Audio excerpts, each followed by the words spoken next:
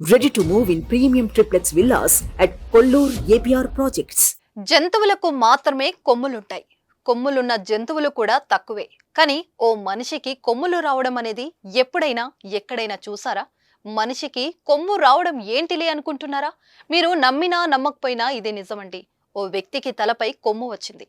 అంతకంతకు పెరిగింది. ఈ విచిత్ర ఘటన ఎక్కడ జరిగిందో చూద్దాం.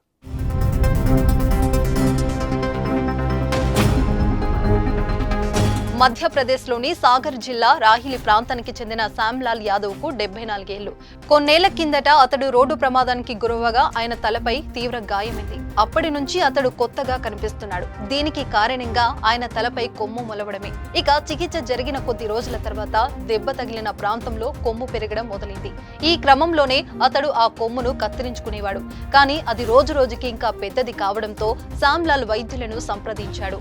వైద్యులు కూడా ఆయన సమస్యకు పరిష్కారం చూపలేకపోయారు.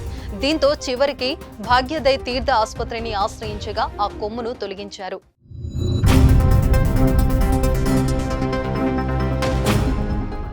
అసలు మనిషికి కొమ్ము రావడానికి కారణమేంటి?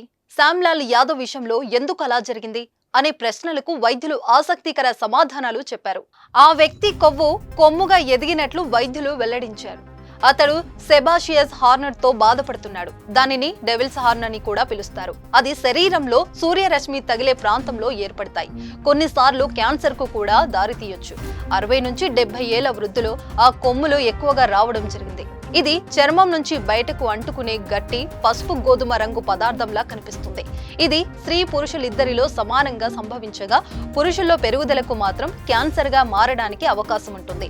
ఎక్స్రేలో అతడి కొమ్ము మూలాలు పూర్తిగా శరీరంలోకి చొచ్చుకెళ్లకపోవడంతో దానిని సులభంగా తొలగించామని డాక్టర్ విశాల్ గజ్బియే వివరించారు. కొన్ని రోజుల కిందటే వెలుగులోకి వచ్చిన ఈ ఘటన మరోసారి సోషల్ మీడియాలో ఇప్పుడు హాట్ టాపిక్ గా మారింది. దీనిపై మీరేమంటారో ఓ కామెంట్ చేయండి. సుమన్ టీవీలో మీ పర్సనల్ అండ్ బిజినెస్ ప్రమోషన్స్ కోసం కింది నెంబర్కి కాంటాక్ట్ చేయండి.